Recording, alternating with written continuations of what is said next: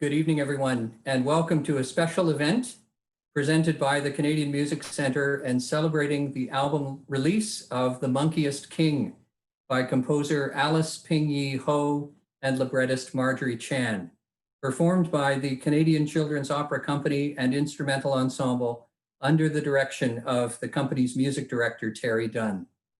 My name is Larry Beckwith, and it is a great pleasure for me to welcome you to this celebration tonight. Over the course of the next 45 minutes or so, we will talk to the creators of The Monkiest King and a few of the performers in the recording. We will enjoy some film footage from the recording sessions of this remarkable piece, and we will experience some live performances that will give you a window into the aesthetic world of The Monkiest King. The land I am standing on today is the traditional territory of many nations, including the Mississaugas of the Credit, the Anishinaabeg, the Chippewa, the Haudenosaunee, and the Wendat peoples, and is now home to many diverse First Nations, Inuit, and Métis peoples.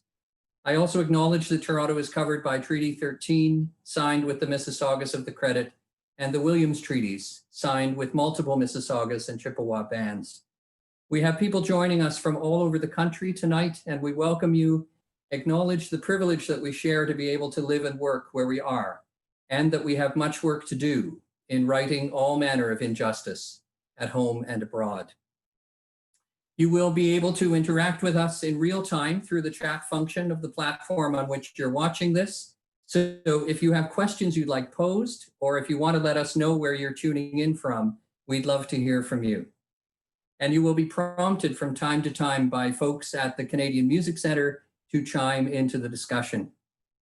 Founded in 1959, the Canadian Music Centre promotes Canadian composers and Canadian music across the country and around the world. And they're responsible for the magnificent Centre Discs label, which has hundreds of titles in its catalog, the most recent of which is The Monkiest King. I'm very happy to welcome the President and Chief Executive Officer of the Canadian Music Centre, Glenn Hodgins, and the Director of Centre Discs, Nicole Blaine, to say a few words of welcome. Hello, Glenn and Nicole. Hello. Thank you, Larry. Hi. I'm Glenn Hodgins, obviously. I'm delighted to be able to welcome you all to this CMC Centre Discs virtual launch of The Monkiest King. My COVID-19 hairdo and I are very happy to be with you. Firstly, let me just say a huge congratulations to the creative team behind this project, Alice Ping-Yi Ho, Marjorie Chan, and the Canadian Children's Opera Company under the direction of Terry Dunn. It's quite something. It's an amazing result. And I think on everyone's behalf, we would want to acknowledge and thank all of the funders that got behind this project. Factor, the Toronto Arts Council, Canada Council for the Arts, the Ontario Arts Council. We're very fortunate in this country to have such generous funders that get behind these kinds of projects. So the Canadian Music Centre thinks of itself as the catalyst and connects you to an ever-evolving world of musical creation in Canada. Now in our 61st year, we celebrate Canadian music through composers, performers, educators, and audiences offering publishing, recording, performances, and education services. This project is a perfect example of how the CMC aims to support Canadian music and its creators. Associate composers like Alice form the core of our mission. If you visit our website at cmccanada.org and search in the composers section, you'll find Alice's showcase and the full list of her works. This catalog allows you to view, purchase, and listen to her creative output. There are approximately 1,000 composers. Alice definitely has company. And the catalog of works is for 24,000 pieces and is continually growing. So if you enjoy The Monkiest King, please visit the website to find more of her works and listen, explore, perform, and share everything that is wonderful in Canadian music. So now I'd like to introduce my colleague, Nicole Blaine, who's the Director of Library Services and Centre Discs at the CMC and has been the CMC's overseer of this project. Thank you, Glenn. I'm thrilled to be here. And Senerdis is once again thrilled to be working with Alice, who is a Juno-nominated composer. And it's not our first collaboration, but it is one of my first operas. So this is very exciting for me to be working on this project. I'm also equally happy that we're still able to celebrate the years of hard work that went into this project from the creators, Alice and Marjorie, as well as all the performers from the CCOC, Terry Dunn, and all the musicians who appear on this recording. While we can't be together, unfortunately, it's really amazing that we can still celebrate this phenomenal achievement. So I'd like to welcome you to Centerdisc's very first virtual album launch. And I hope you enjoy the rest of the launch, the event, and I'll hand it back over to Larry. Thank you. Thank you so much, Nicole, and thank you, Glenn. And thanks to the Canadian Music Centre and Centerdiscs for all their support with this great new recording of the Monkiest King. If you're just joining us, my name is Larry Beckwith, and we are celebrating the album launch tonight of the Monkiest King by composer Alice Ping-Yi Ho, who, as you heard Glenn mention, is one of Canada's most prolific and important composers working today. Librettist Marjorie Chan, who is a brilliant playwright and the artistic director of Theatre Passe-Muraille here in Toronto. And it's conducted by CCOC music director Terry Dunn. And I have all three of these illustrious artists here with me now, Alice, Marjorie, and Terry. And it's my great pleasure to welcome you all to the screen. Welcome. Terry, let's begin with you. How did the idea for the Monkiest King come about? It was a wonderful idea. So thinking back, the Canadian Children's Opera Company has a really long and wonderful tradition of commissioning new works for our own performances. There isn't a huge amount of repertoire in the opera world that is meant to be performed by children. And our artistic director at that time, Dean Bury, in a stroke of genius, I think, came up with the idea for this commission that would be produced in the CCOC's 50th anniversary.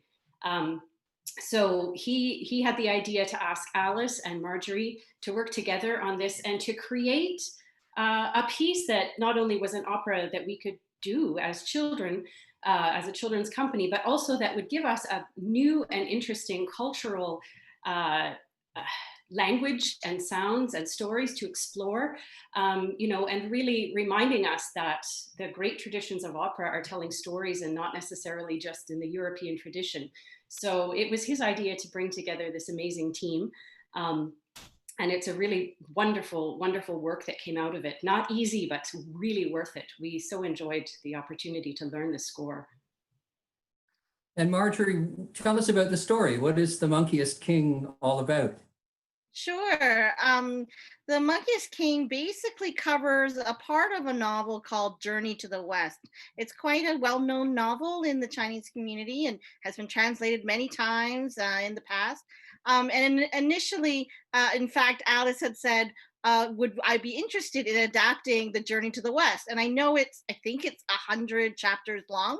So I was like, for maybe an 1 hour opera, I'm not sure. I wasn't sure that I could do that.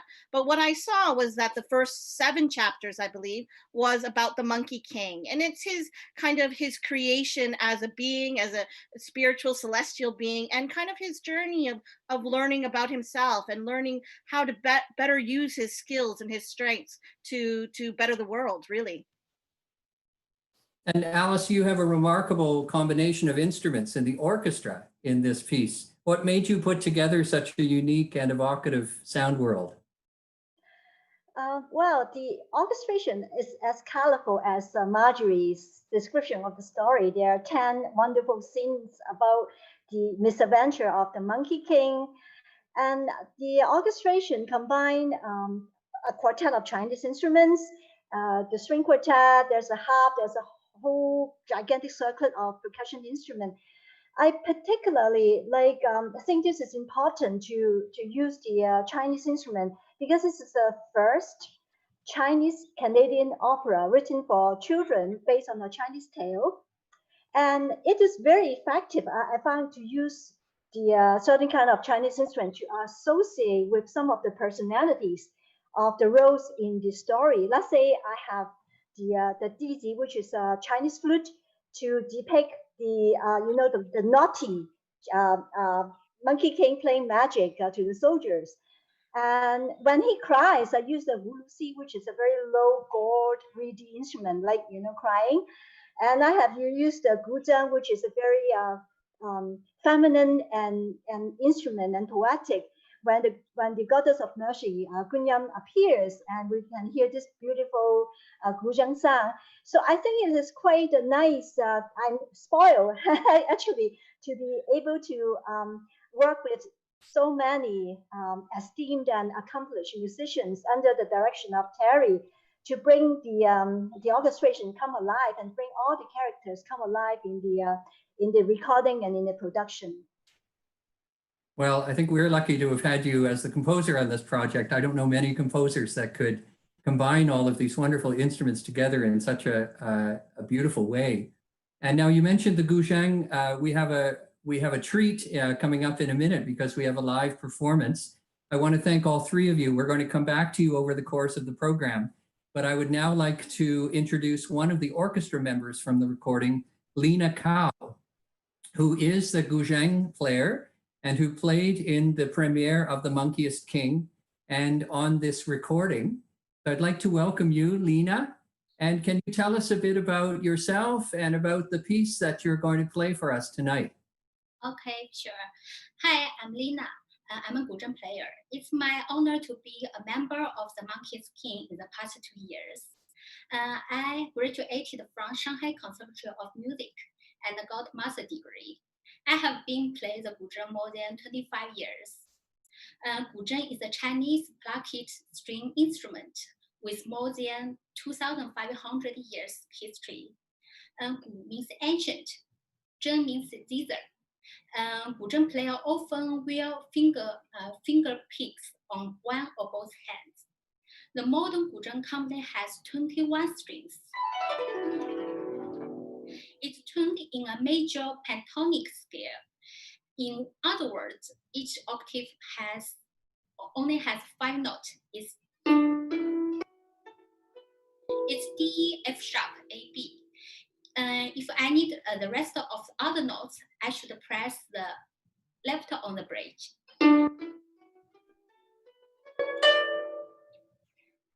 I pre-recorded a guzheng piece named Fantasia on Western China themes.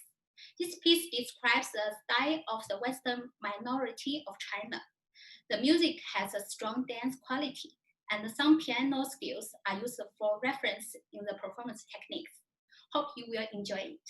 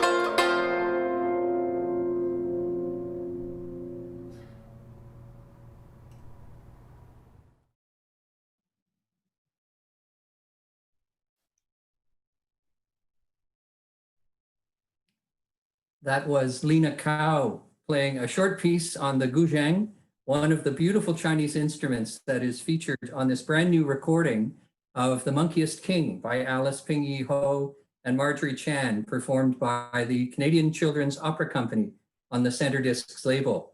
And I'm joined again now by the CCOC music director, Terry Dunn, and by the librettist of this project, Marjorie Chan. Marjorie, I would ask you, how was it working with this wonderful group of young artists on this piece?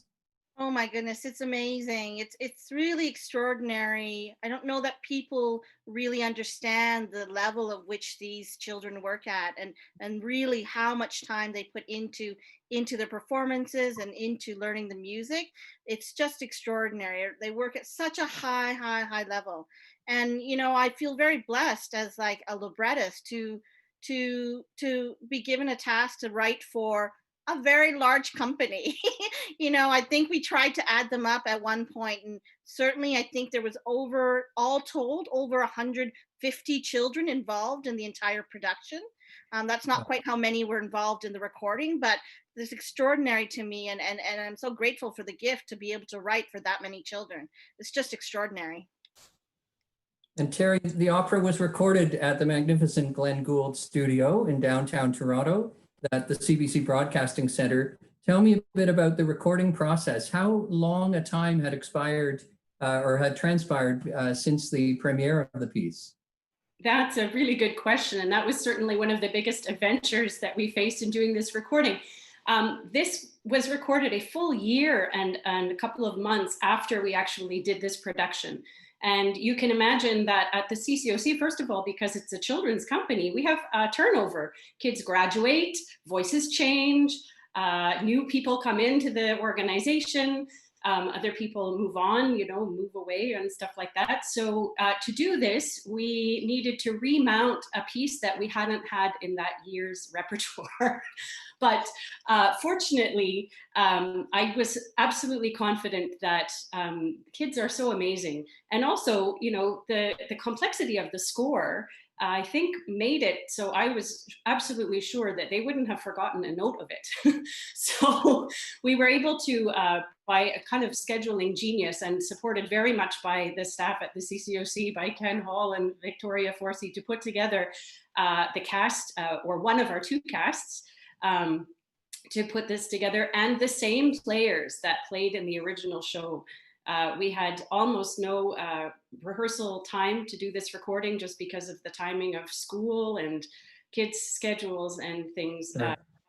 Pulling it together was quite a masterstroke of scheduling, but it's not a work that you forget easily. So it was really exciting to put it back together, and the new downbeat more than a year later. So much of it really did hang together very well. Well, we have a question actually from one of our listeners. There are people joining us from all over the country this evening. And one of our listeners has a question for you, Marjorie. What is the difference between writing a libretto and writing a play? Was your process the same or was it different? So yes, so I write plays as well as text for opera, and luckily I had a previous opportunity to work with Alice before, so at least we had a beginning of a shorthand. But you know, for me, I always kind of, when I think about opera, obviously the difference is where the music comes in and how that operates. But I think of things like this. I think singers sing, composers compose, and librettists liberate. That my job as writing the text is meant to write text that can liberate the music, that can give space for that emotion and all of that that's contained in music, so that's so wonderful, like Alice's. And so that's what I feel like my job is really creating that world and that space for the music. The difference is, you know, between writing a play and opera is like you're working with a composer, that it's a more collaborative project as opposed to a solo play. And I think that collaboration, you know, is better than anything that one person could have created then, because there were more brains to it. So I enjoy that aspect of it. That's wonderful. That's wonderful. One of the many exciting aspects about this project is a documentary about the recording of the Monkiest King, made by videographer Kathy Ord. And it's our great privilege tonight to get a peek at some of the footage of this film. We're going to watch the recording of the introduction of the Multitude of Monkeys scene from the opera. And Marjorie, I'm wondering if you could introduce it for us. What is this scene depicting? Sure. At this point in the opera, the Monkey King has gotten himself in a bit of trouble and has made his way to heaven via a waterfall, as you do. And the Jade Emperor has set his soldiers of heaven to chase after him and to find him. All right. Well, thank you, Terry and Marjorie. And we'll talk to you again in a few minutes. But meanwhile, let's enjoy a behind-the-scenes look at the recording of the introduction of the Multitude of Monkeys scene from the Monkiest King.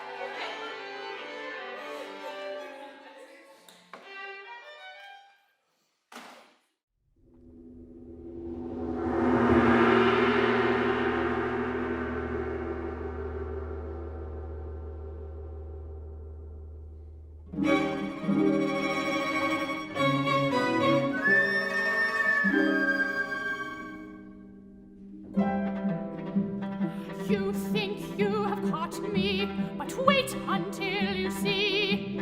I have another trick up my sleeve. A wind, return, a whir, return. Help me now, help me now.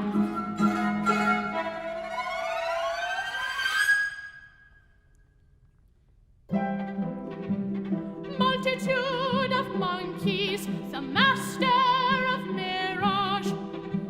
A wind, return, a whir, return. Many monkeys, many monkeys. Multitude of monkeys.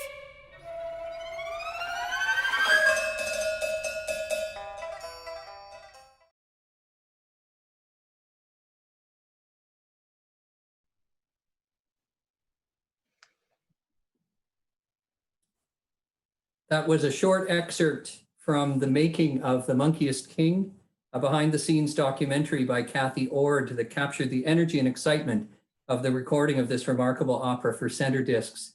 And you got to experience there the wonderful performers of the Canadian Children's Opera Company and their orchestra members and the terrific mixture of Western and Chinese instruments that makes this, this piece so special. My name is Larry Beckwith, and we're celebrating tonight the album launch of The Monkiest King by Alice Ping Yi Ho and Marjorie Chan, performed by the Canadian Children's Opera Company, conducted by Terry Dunn. And I am joined now by three of the performers on the recording. We have Alexa Frankian, who sings the role of the Golden Fish, Kuan Yin. We have Alistair Thorburn Vitols, who sings the Museum Guard and the Jade Emperor. And we have Madeline Ringo Stobel, who sings the role of the Monkey King. Welcome to you all. Thank you. Thank you. Alexa, tell me about recording this work. What was different in the recording studio from doing it in front of a live audience? Well, it first starts with being prepared, which means coming early, warmed up and relaxed and knowing your music and recognizing that you're part of a greater team that is a combination of musicians, vocalists, and technicians, and that an initiative of this size is a very complex process. So we had to understand the importance of how heavily we rely on Terry as our conductor and the coordinator of literally absolutely everything, because the conductor makes sure that the vision comes to life. And working at the Glen Gould studio with its huge stage and the seating of a movie theater was just so magical and was such a wonderful place to create such beautiful music. And the fact that we were working with Alice at the recording studio was such a special opportunity, and it was a rare and fabulous time that we could actually work with the living composer. So I thought that was a really amazing part of doing this project. Well, that's a terrific answer. Alistair, Tell me about your roles in the opera. You have these two quite differing roles. Yes, I was playing two roles, which were, as Larry just said, the Jade Emperor and the Museum Guard, which are somewhat similar in that they're both in positions of authority. However, they're very different in that the Museum Guard is essentially a benevolent figure who's concerned about a small child who's gotten lost in the museum after hours, whereas the Jade Emperor has major power issues and is essentially trying to control the entire universe. So the way I interpreted this difference was that, and also greatly aided by the music, is that in the Museum Guard section, the vocal range is all roughly the same, whereas for the Jade Emperor, I actually switched into my high soprano voice, which I still had for the production, and into falsetto during the recording to show the dementedness of the Jade Emperor, whereas the Museum Guard is much more tame and more normal. And the choreography was also good for that, because as a museum guard, there's a lot of communion with Maddie, or the child who's lost in the museum, which shows sort of the compassion of the museum guard, where the Jade Emperor is always on his own and just bellowing, wanting control. So you're saying that your voice changed between the premiere of the piece and the recording of the piece. What was it like coming back to the same roles with this differing physiology? It was really cool because my voice took a long time to change. Like, I think it first started to change when I was actually in the beginning of my time at the CCOC. So by the time of the production, I'd sort of the middle range had gone, but I had a lot of low baritone notes as well as, and the high soprano notes were still there. So that was very interesting to play with for the role of the Jade Emperor. And by the time of the recording, it was slightly different because I had to use a bit of falsetto to get those notes, but but I guess from practice, they were still there. So it was really cool. That's amazing. Now, Maddie, I understand that not only are we celebrating the release of the Monkiest King, but we're celebrating your birthday tonight. Yes. Happy birthday. Thank you. Tell me, how did you feel creating a role that had never been sung before? I think it was just, honestly, I think the Monkey King was one of the most creative roles I've ever got to play. Like, you know, there's such a difference between taking a role that somebody's already played. Like, you know, if you play Carmen in an opera, you're going to be, even if it's subconscious, modeling yourself after, you know, however many Carmens have ever been played. But this is, not only was it a completely new role that nobody had ever played before, but it was also a monkey. So there was like a kind of, it was like a multifaceted new opportunity to just create this completely new and imagined, very mystical, childlike character. It was really amazing and fun. Yeah, I definitely had a blast with that role. I remember I figured out the Monkey King's zodiac sign and like applied those characteristics to my character. Like, it was just, I definitely got to have a lot of creative freedom. Well, and what a gift that you have that as a professional recording now. I mean, you can look back that as you all get older, you can look back to that recording and put it on, you know, when you have kids of your own and and share it with them. That's great. Now, I have a final question for each of you. Maybe we'll start with you, Maddie. How did this experience inspire perhaps your desire to go on in the musical world, or has it inspired you? I think it definitely has. I think the recording in the Glengold studio alone was just such it's such an immersive space to be in, and it was such a unique kind of setting to sing there was no audience, and it was just a completely silent room, and it was like this private universe that we had, and it brought us all, the whole choir, I think it really brought us together into the world that Marjorie and Alice created with the music and the libretto. And yeah, I mean, I think it really, it kind of showed me just the power of music and how it can just physically, the amazing, rich feeling of being in a space and singing together and making music together. Beautiful. Alistair, do you see music? How do you see music in your future?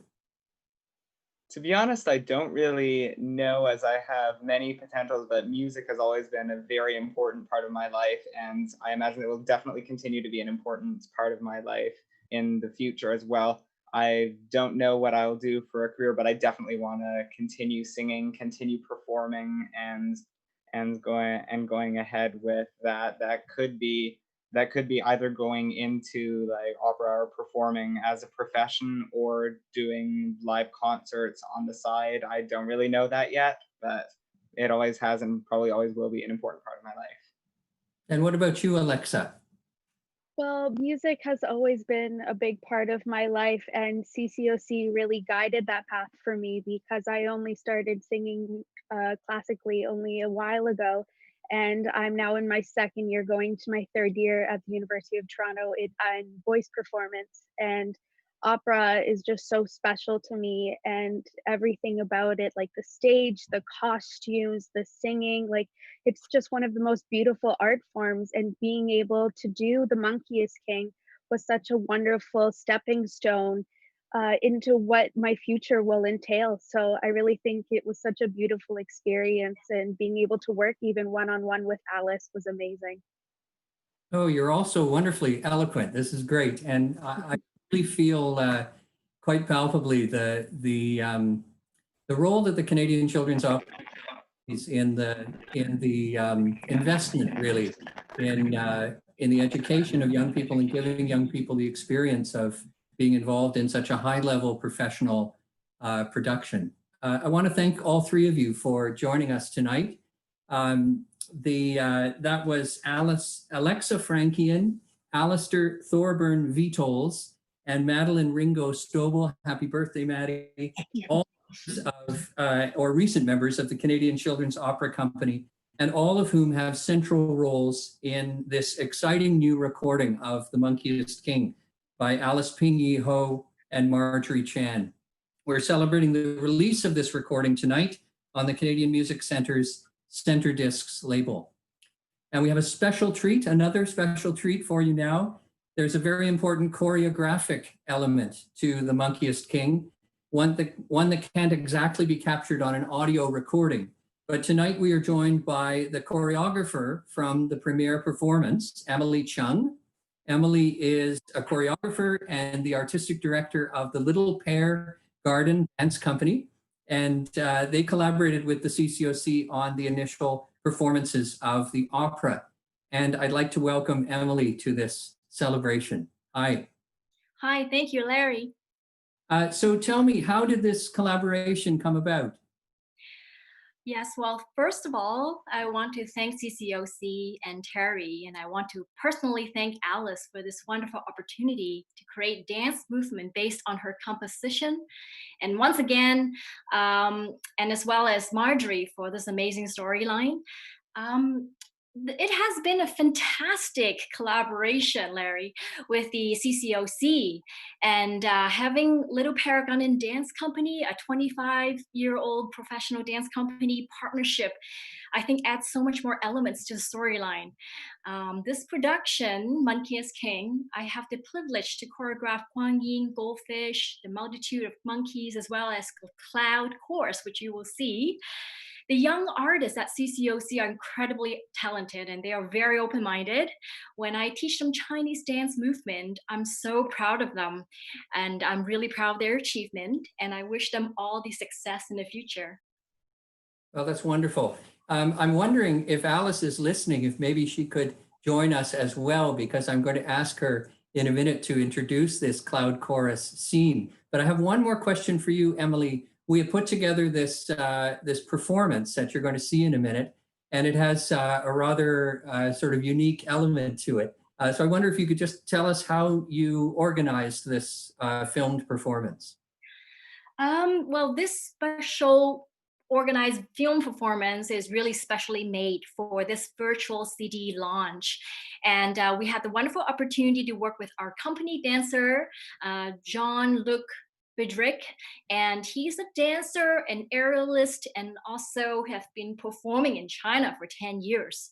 I'm so glad to have him because he had the wonderful opportunity to add more facial expression and also little features because we're able to get a closer look at him.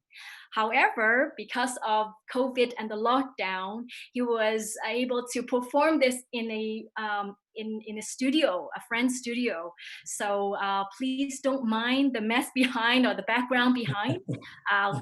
Alice and I have been talking about making a more, beautiful background, scenery for him. So I think we're all getting used to the messy background these things. So fine. Well, Alice, we're going to see this danced performance to the cloud chorus scene from The Monkiest King. I wonder if you could tell us a little bit about this particular scene. Yes, this is actually a very important scene of the entire opera. There are three languages used in the opera, mainly sung in English, but there are Mandarin songs, and this is one of them. And basically, this scene is a choral piece set for SATB. So I think this is one of the moments that can fit a dance. And we are very lucky to have Emily, who can provide and choreograph, a beautiful dancer and dance to the singing cloud angels.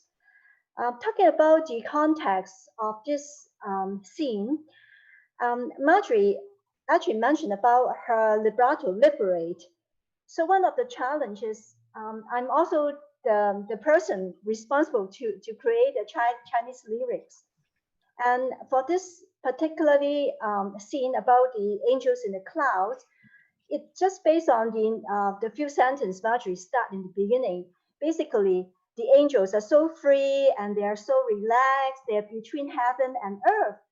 But the message is serious actually as well. Oppression. There's a Jade Emperor high above in the heaven, and he's guarding everything, and he's controlling the fate of nature, of human.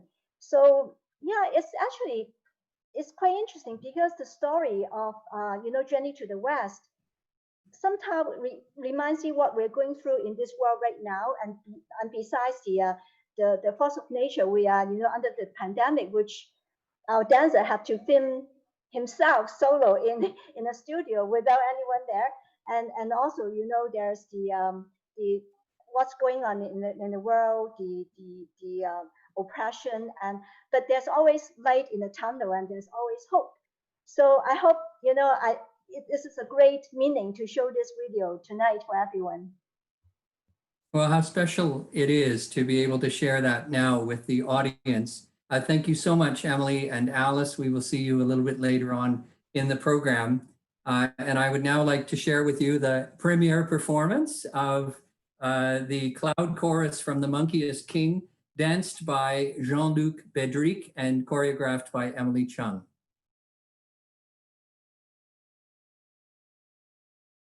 We are the clouds.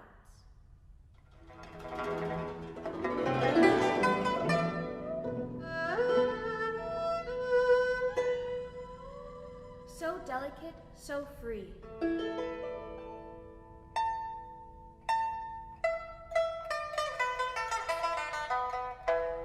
High above the creatures below who do not see.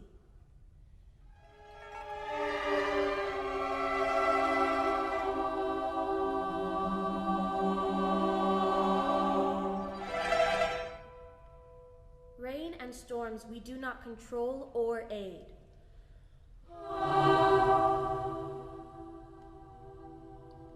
That is the domain of heaven and the Emperor Jade.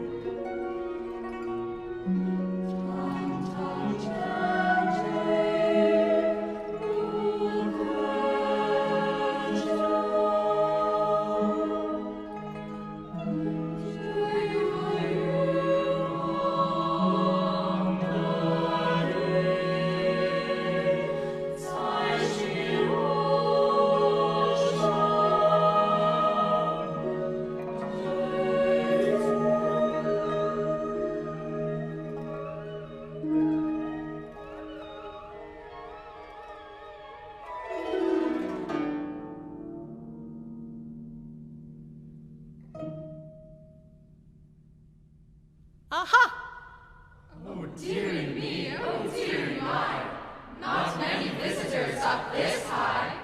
Oh, dearie my, surprised are we. Certainly no monkeys in my memory.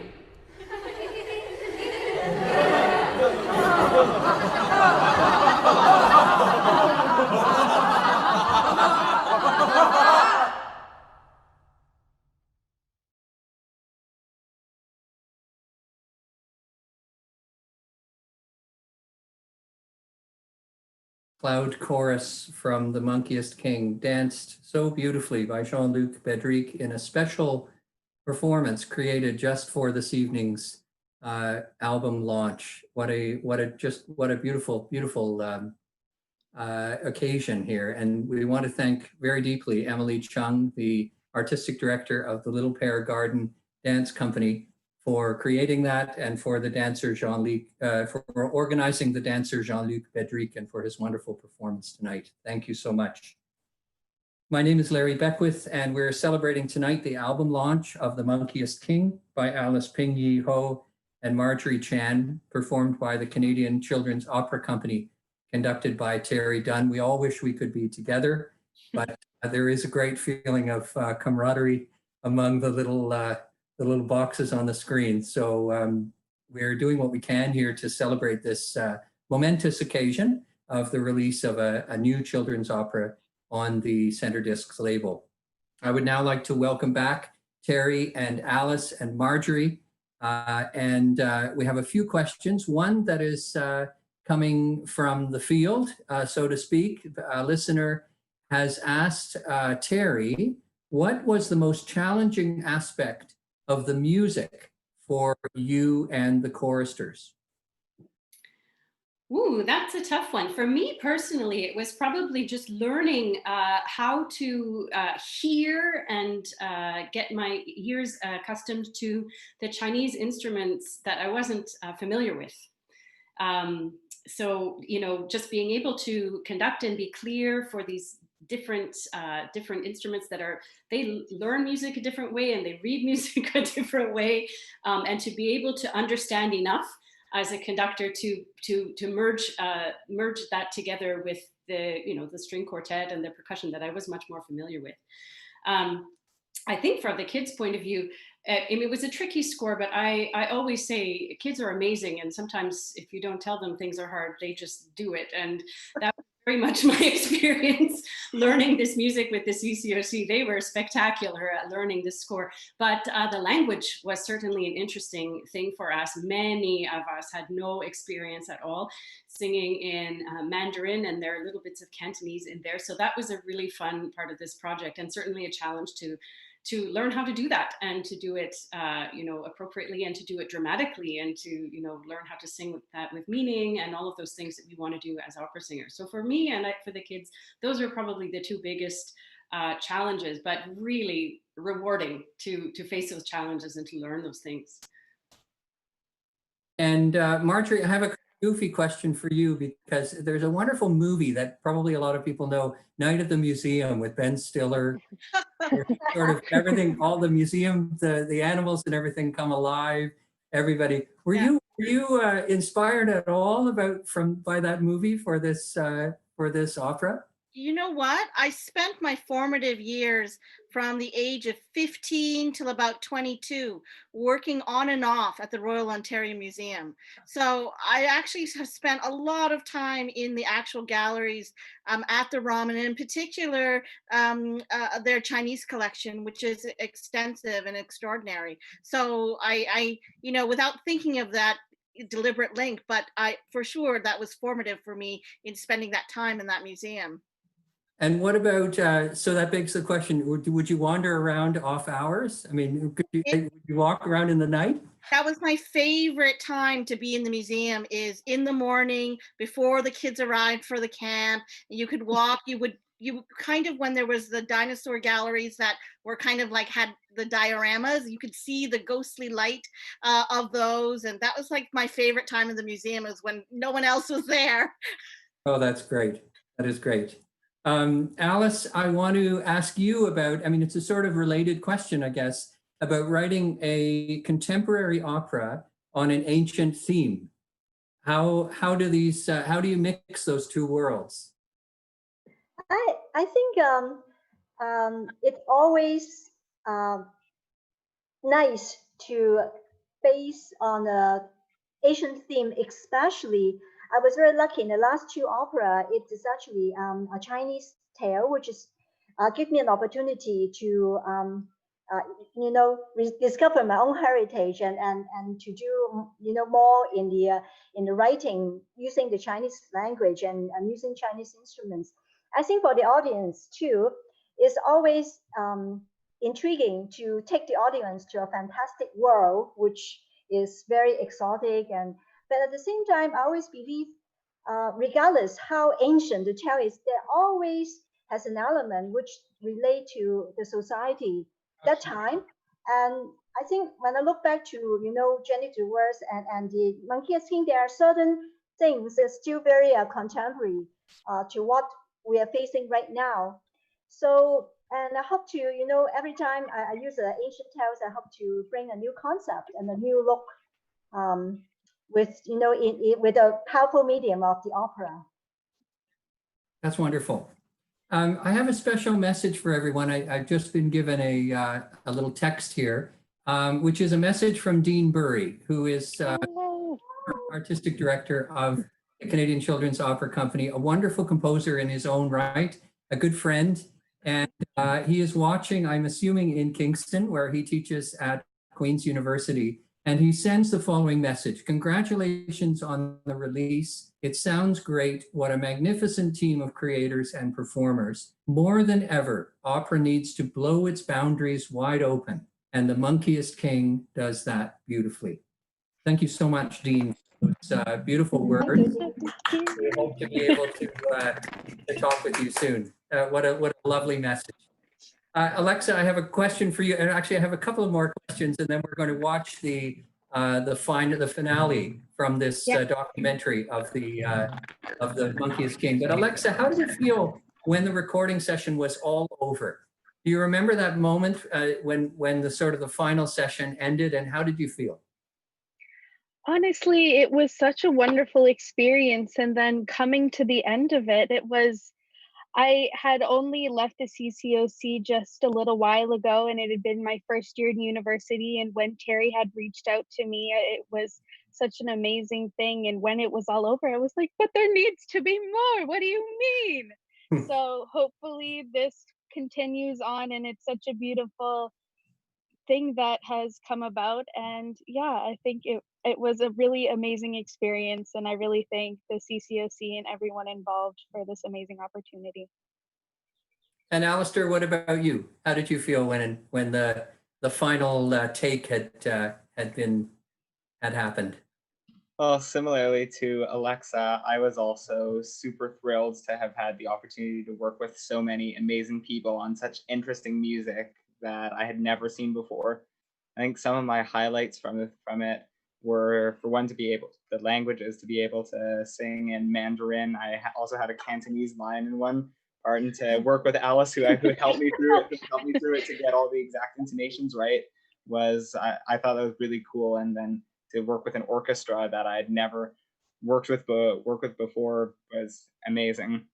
But afterwards, I also felt sort of sad that it was over, because it was such an amazing project to be a part of. But I was also really glad to have done it, and I think it's one of my favorite things I've done in music. Oh, that's wonderful. And Maddie, I'm going to ask you. I'm just going to say that we're going to share another excerpt from this documentary about the recording of the Monkiest King, made by videographer Kathy Ord. We're getting a peek into some of the footage of this film tonight. And we're going to watch the recording of the finale from the opera. Are you able to introduce it to us and maybe talk a little bit about how you felt every night when the opera was just coming to a close? Oh, sure, yeah.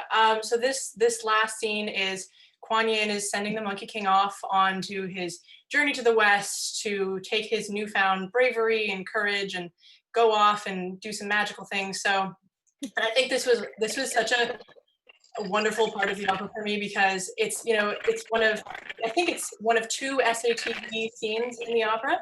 And so it's just this big finale. And after I've had, I was on stage, I think the entire show, I think I had 2 minutes off stage. And so especially when we were on stage doing this, it was just, everybody came on and it was this big, glorious, everybody in the CCOC on stage at once. And I think the finale of an opera is always magical in its own way because everybody is united and doing a big, grand finale. So yeah, I think this was definitely one of the best parts of the opera, just to hear everybody in that little private universe, kind of bringing it all together. Well, let's watch it now. This is from the documentary of the making of the Monkiest King, of the recording of the Monkiest King, some behind the scenes looks at the recording sessions in the Glenn Gould studio. This is the finale of the opera.